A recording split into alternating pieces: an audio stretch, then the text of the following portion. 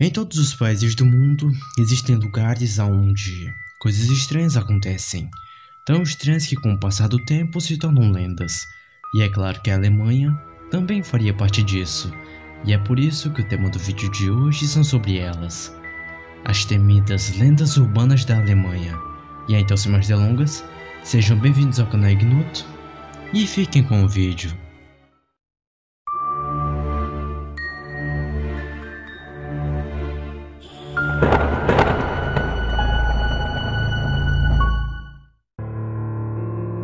Nexi-Here, o vampiro zumbi que caminha pela noite. No folclore alemão existe o Nexi-Here, um tipo de vampiro que se alimenta de cadáveres. O Nexi-Here se parece com os vampiros, pois ambos são mortos-vivos e precisam se alimentar dos vivos para sobreviverem. No entanto, os hábitos alimentares de cada criatura são bem diferentes. Além disso, enquanto se acredita que os vampiros são capazes de transformar outros humanos em vampiros com as suas mordidas, os Nexi-Heres, bem, eles não conseguem transformar outros humanos com a sua mordida. Um Nexi-Here só é criado após a morte de uma pessoa, geralmente por uma morte não natural, como um acidente, assassinato ou quando a pessoa tira sua própria vida, sendo associado também a doenças. Por exemplo, acredita-se que quando acontecem mortes em massa causadas por um surto de alguma doença ou algo do tipo, a primeira pessoa a morrer se tornará um Nexi-Here. Outra diferença entre os vampiros e o Nexi-Here é que, enquanto os vampiros são tradicionalmente considerados capazes de se transformar em morcegos, em alguns contos acredita-se que os Nexi-Heres tenham a capacidade de se transformar em um porco. Transformação. Uma vez que uma pessoa morta se torne um Nexi-Here, o caixão começaria a se mexer, pois acredita-se que ela começaria a comer a sua própria mortalha. A mortalha é o pano ou roupa que envolve o cadáver da pessoa que vai ser sepultada. E uma vez que ela devora a sua própria mortalha, ela começaria a comer a sua própria carne. E de acordo com uma versão da história, é durante esse período que os membros da família da pessoa falecida começam a se enfraquecer fisicamente, pois o Nexi-Here estaria se alimentando de sua força vital. Depois de comer o seu próprio corpo, tudo está feito. Agora, o Nexi-Here vai atrás de sua família com uma fome descomunal, e depois de devorá-los, ele agora está livre para vagar por aí, nas ruas escuras da noite, se misturando na multidão sem gerar suspeitas, pois, depois de livre, ele teria a habilidade de se disfarçar de humano e só se alimentaria quando necessário. Lembra que eu disse que ele pode se transformar em um porco? Pois bem, isso torna mais fácil para ele se aproximar de sua família sem que ninguém perceba que ele agora é um vampiro e tenha a mínima chance de escapar. Acredita-se que os Nexi-Here escalem as torres das igrejas para tocarem o sino, e qualquer um que ouvir o som das suas badaladas provavelmente irá morrer. Precauções. Existem alguns métodos que previnem uma pessoa de se tornar um Nexi-Here, que incluem colocar um tijolo na boca do cadáver antes de enterrá-lo e a forma clássica de matar um vampiro, cravando-lhe uma estaca no lado esquerdo do peito, onde fica o coração. Quando o cadáver já estiver transformado em um Nexi-Here, a maneira mais eficiente de matá-lo é colocar uma moeda em sua boca e depois decapitá-lo. A moeda faz com que ele fique paralisado. Mas, cá entre nós, acho que colocar uma moeda na boca de um vampiro zumbi seja bem complicado. Muito complicado. Krampus, daquele que vem quando a neve cai. O Natal é uma época centrada no bem, na família, na união e na troca de presentes entre pessoas queridas. O personagem símbolo da data é um bom velhinho, que viaja ao mundo presenteando as crianças. Nada de ruim pode acontecer nesta época, não é mesmo? A não ser que um monstro chamado Krampus venha a aparecer. Todos os anos desse período, no início de dezembro, as crianças da Alemanha e países vizinhos se preparam para a visita de São Nicolau. Se elas foram boas, ele as recompensaria com presentes e doces. Mas, se elas foram más, receberiam muito mais do que apenas um simples pedaço de carvão. Elas teriam que enfrentar o Krampus, uma criatura metade humana, metade bode que carrega um saco, cesta, correntes e sinos. Dizem que ele chega à cidade na noite do dia 5 de dezembro, em uma noite chamada Krampusnacht. Geralmente você pode ouvi-lo se aproximando, enquanto os passos suaves de seu pé humano se alternam com o clique-cloque de seu casco fêndido e o som das correntes. E quando você o ver, notará instantaneamente que ele estará armado com galhos de bétula, para que ele possa bater em crianças travessas. Se você tiver sorte, pode acabar levando apenas uma surra com os galhos de bétula.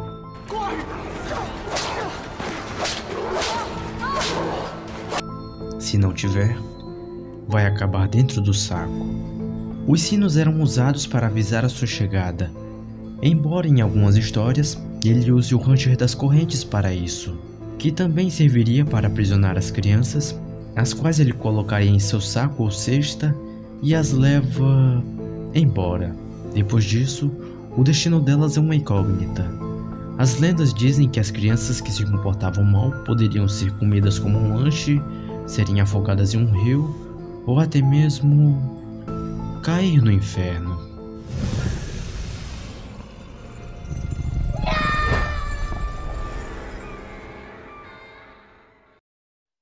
O flautista de Hamelin, a melodia que levou embora 130 crianças. Em 1284, a cidade de Hamelin estava sofrendo com uma infestação de ratos. O prefeito estava desesperado, e enquanto as pessoas da cidade o procuravam com reclamações, um homem se aproximou do prefeito e, de acordo com as histórias passadas de geração em geração, ele vestia roupas coloridas e tocava uma flauta que ele dizia que livraria a cidade dos ratos. O prefeito estava desesperado o suficiente para concordar com um homem estranho e não questionou como que tocar uma música poderia livrar a cidade dos ratos. Mas eis que o flautista tocou a sua flauta, reunindo todos os ratos que ficaram hipnotizados com a sua melodia, e os conduziu até o rio. Todos eles se afogaram e a cidade ficou livre de ratos. Mas é claro que o ato de quebrar promessas e não pagar o que se devia existia há muito tempo. O prefeito havia prometido 1000 florins, e o flautista estava pronto para receber apenas 50 florins. Ele só queria ser pago, mas o prefeito disse que não. O flautista só teria que lidar com o fato de que o mundo está cheio de pessoas enganadoras e que promessas são quebradas. Não é como se o flautista pudesse trazer os ratos de volta para dar o troco, né? Eles estavam mortos. Talvez o flautista devesse ter se adiantado ou se livrado de apenas alguns ratos, mas ele era um sujeito honesto e cumpriu com a sua palavra. Mas o flautista não simplesmente chorou no canto e deixou aquela cidade enganosa e cruel para trás. Ele planejou vingança. E no dia 26 de julho daquele mesmo ano, enquanto todos os pais estavam na igreja, o flautista tocou a sua flauta mais uma vez. Exceto que desta vez, o seu alvo não eram os ratos, mas sim as crianças da cidade. Diz a lenda que o flautista levou 130 crianças tocando a sua flauta. Dizem também que 3 crianças foram deixadas para trás, um deficiente, um cego e um surdo. Essas 3 crianças foram deixadas sozinhas em casa sem vigilância.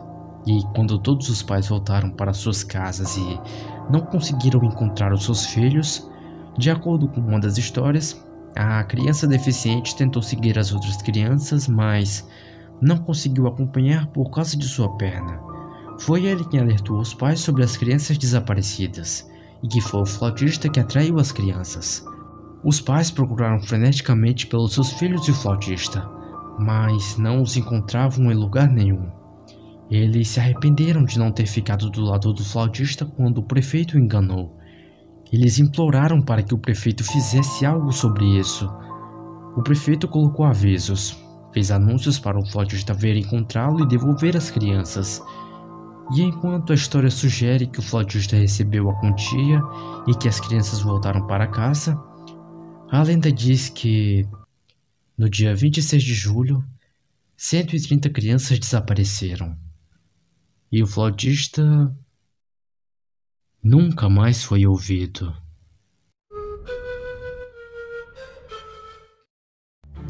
Dare Grossman, a fada que vive na Floresta Negra. Quase todo mundo conhece o Woman's-Gill, mais conhecido como Slenderman. Um homem alto, magro, com longos braços, terno preto e sem rosto. Uma criatura que leva suas vítimas à amnésia, crises violentas de tosse e constante paranoia. Mas você já ouviu falar no Dare Grossman? A lenda de Dare Grossman foi criada na Alemanha medieval nos séculos XVI e XVIII. Ele era conhecido como The Tailman, The Big Man, The Giant Man e muitos mais, que fica traduzido aproximadamente como o Homem Alto. A lenda afirma que Dare Grossman é uma fada que vive na Floresta Negra. Os pais advertiam seus filhos para não entrarem na floresta tarde da noite ou ficarem acordados até tarde. Se eles desobedecessem seus pais, Dare Grossman os levaria. Como? Você pergunta? As crianças que vão para a floresta tarde da noite são perseguidas pelo Dare Grossman. Ele vai perseguir as crianças e, uma vez que ele as pegue, ele as levaria para um destino desconhecido. A perseguição só pararia quando a criança voltasse para casa, se ela conseguisse, e confessasse aos pais que desobedeceu aos avisos. No entanto, outras histórias foram contadas de forma diferente. Algumas histórias contam que uma maneira do Dare Grossman atrair as crianças para a sua floresta é assombrando as crianças, sussurrando vozes em suas cabeças para que os sigam. Aqueles que fazem isso, novamente, são levados para um destino desconhecido. Algumas outras histórias afirmam que Dare Grossman batia na janela de uma criança que ficava acordada até tarde e os leva para, como você já deve saber, um destino desconhecido. A aparência de Dare Grossman. Dizem que o Dare Grossman é incrivelmente alto, muito magro e que tem vários membros superiores. Dessa forma, ele conseguiria se esconder atrás das árvores da Floresta Negra. Dare Grossman usa os seus membros superiores para levar e capturar as suas vítimas. Suas características faciais, por outro lado, são descritas de várias maneiras. Alguns dizem que ele tem olhos perolados e sem rosto. Outros o descrevem como sem rosto, mas com um grande sorriso horrível. Bom, e aí, tá gostando do vídeo? Se sim e ainda não deixou o like, a hora é essa. E aí, então, sem mais delongas, fiquemos com a última parte do vídeo. Nixis, a beleza mortal que te leva para debaixo das águas. Nixis, Nixie, são criaturas de água doce, da mitologia alemã, parecidas com as sereias, porém com características bem diferentes. Elas são retratadas como malignas em algumas histórias, porém inofensivas e amigáveis em outras.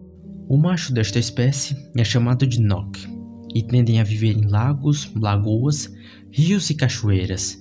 Dizem que eles se assemelham a homens velhos, com olhos verdes, orelhas grandes, uma longa barba molhada, mas também podem assumir diversas outras formas, incluindo as de peixe e serpente. Já as fêmeas são mulheres bonitas com uma cauda de peixe ou um par de pernas. Uma famosa Nixie do folclore alemão foi Lorelei.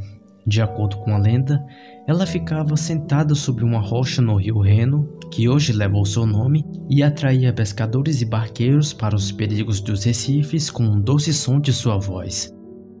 Os Nixies podem parecer sereias, mas podem ser facilmente diferenciadas delas, pois elas adoram fazer compras e muitas vezes podem ser encontradas andando pela cidade, hábito esse que uma sereia nunca seria capaz de fazer. Outra coisa que a denuncia de que ela não é um humano é a presença de um líquido que fica caindo a partir de seu cabelo ou roupa. Nixies são ligadas ao seu habitat, e por isso só podem se aventurar a uma curta distância, a partir de seus habitats. Apesar dessa limitação que a impede de ir para muito longe de seu local de origem, as Nixies podem viver durante muito tempo em terra, tempo suficiente para formar uma família com humanos.